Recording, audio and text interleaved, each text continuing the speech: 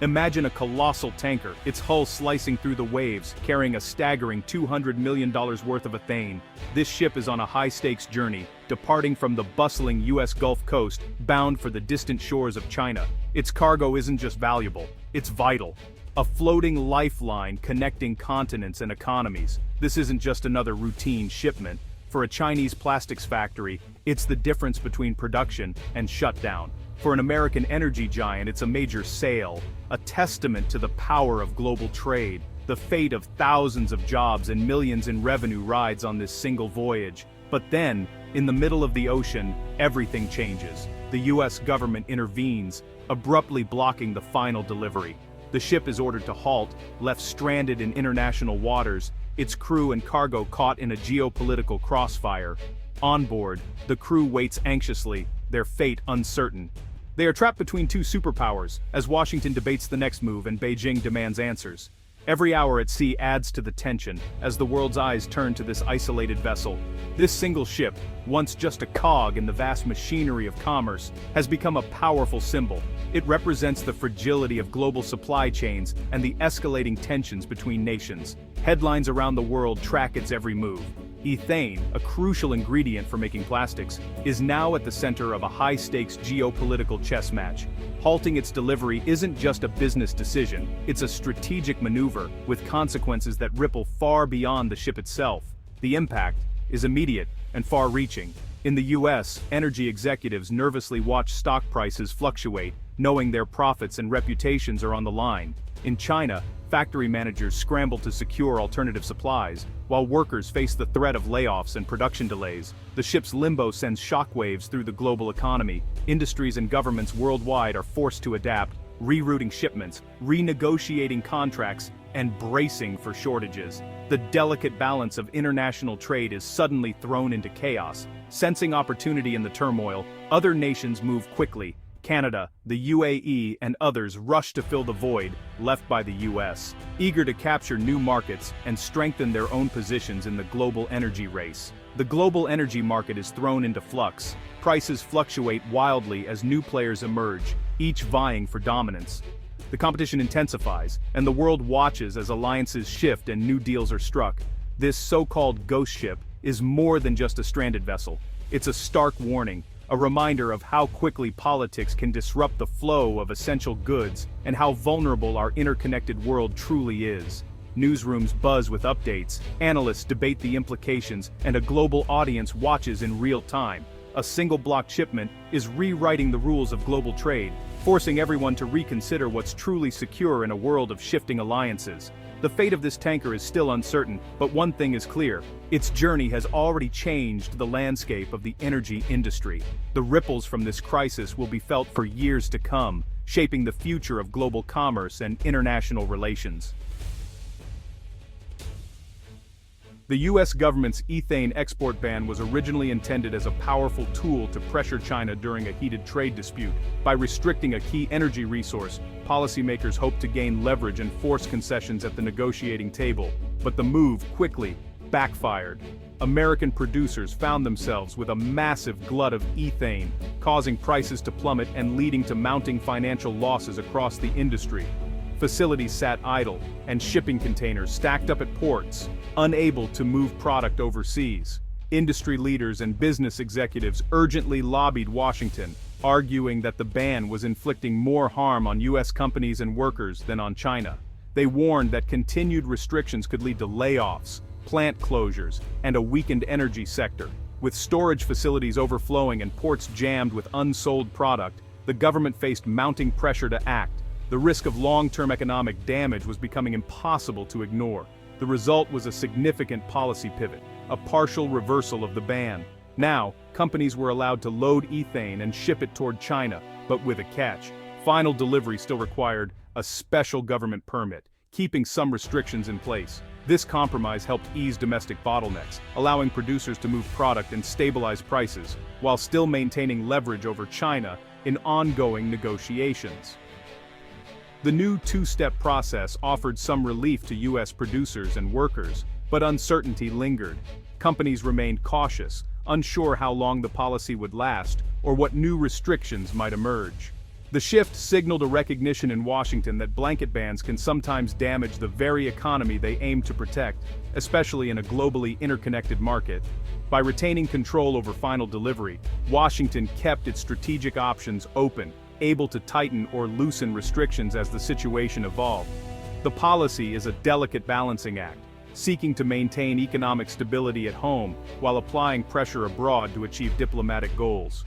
In the end, it's a pragmatic, if imperfect, response to a complex global challenge, one that highlights the difficulties of using economic tools in an interconnected world. The new export rules create a two-step process: load the ethane, then wait for final approval to unload in China. This helps clear U.S. storage, but the real risk comes at the end of the journey. Final delivery depends on a case-by-case government decision, tied to the political climate. Exporters face the possibility of shipping millions of dollars worth of cargo, only to be denied at the last minute. This uncertainty makes long-term contracts nearly impossible. The U.S. government now holds a powerful lever, able to halt or allow exports as diplomacy demands. For businesses, this means unpredictability and high financial risk. Violating the rules brings severe penalties, so no company dares unload without explicit approval. The result? Every shipment is a gamble, and the stakes are enormous. U.S. exporters must navigate a landscape where politics can upend business overnight. For U.S. ethane exporters, every shipment to China is now a high-stakes bet, with millions of dollars and countless jobs hanging in the balance. Each voyage represents not just a business transaction, but a gamble on shifting international policies and unpredictable market forces. China once bought nearly half of all U.S. ethane. Losing that market overnight created a massive surplus, sending prices tumbling and leaving U.S. producers scrambling to find new buyers. Storage tanks filled up, and the industry faced a glut that threatened to choke off profits and investment. The partial lifting of the ban offered some relief, but with a catch: final delivery is never guaranteed. Every shipment must clear a maze of regulatory approvals, and the risk of last-minute rejection looms over every deal. Sending a $200 million cargo across the Pacific without certainty is a huge risk. The journey is long and expensive, and a single denied approval can turn a profitable venture into a financial disaster. If approval is denied, companies face stranded assets and astronomical costs to reroute or return the shipment. These unexpected expenses can wipe out months of profits and damage relationships with shipping partners. This risk makes long-term deals with Chinese buyers nearly impossible. Negotiations stall and both sides hesitate to commit, knowing that any agreement could fall apart at the last minute. U.S. exporters are forced to seek alternative, often less profitable markets. These new destinations may lack the infrastructure or demand to absorb the surplus, further squeezing margins and increasing uncertainty. The policy, meant as a compromise, has instead created instability and uncertainty.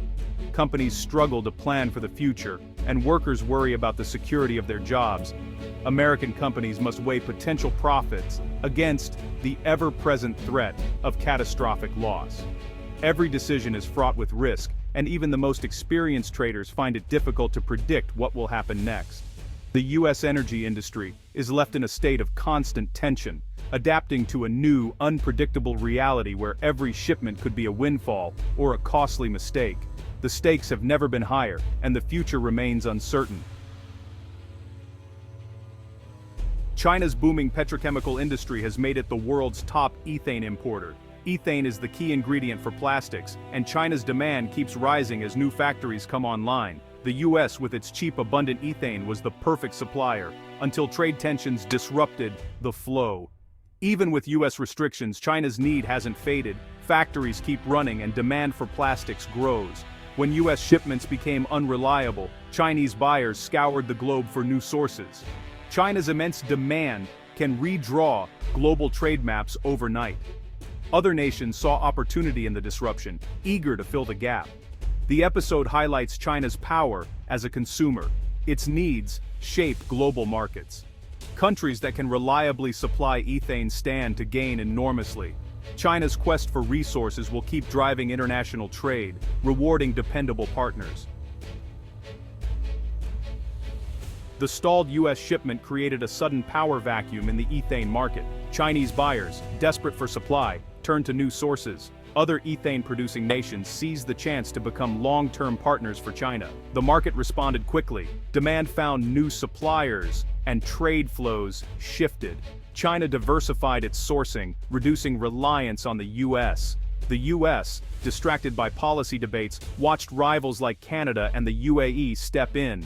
The global energy landscape is being reshaped in real time by this scramble for market share. Canada quickly capitalized on the US export disruption. With vast natural gas reserves and Pacific ports, Canada offers a shorter, more direct route to Asia. Canadian exporters aren't hampered by last-minute approval hurdles, giving Chinese buyers much-needed certainty. This reliability is a major selling point for China's massive factories. The surge in demand boosts Canada's energy sector and encourages new investment. Canada diversifies its markets, reducing reliance on the US.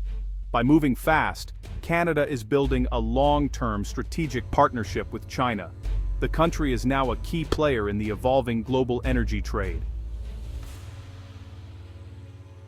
The UAE, a global energy powerhouse, saw the US-China rift as a chance to enter the ethane export market. With vast resources and advanced infrastructure, the UAE can supply China at scale. Supplying ethane deepens the UAE's economic ties with China and helps diversify its own energy exports. The UAE's reputation for reliability is a major asset in a market shaken by uncertainty. By stepping in now, the UAE expands its influence and opens new revenue streams. The nation is moving beyond oil, becoming a versatile force in global energy. The UAE's strategic play is reshaping the competitive landscape for years to come. The US ethane ban and its aftermath have redrawn the map of global energy trade. America's reputation as a reliable supplier has taken a hit, making future contracts harder to secure. China has learned to diversify its sources, seeking multiple suppliers to avoid future disruptions. Canada and the UAE have seized the moment, building lasting economic bridges to China. These new partnerships are shifting trade flows and boosting their economies. The blocked shipment is more than a trade dispute. It's a turning point in global commerce.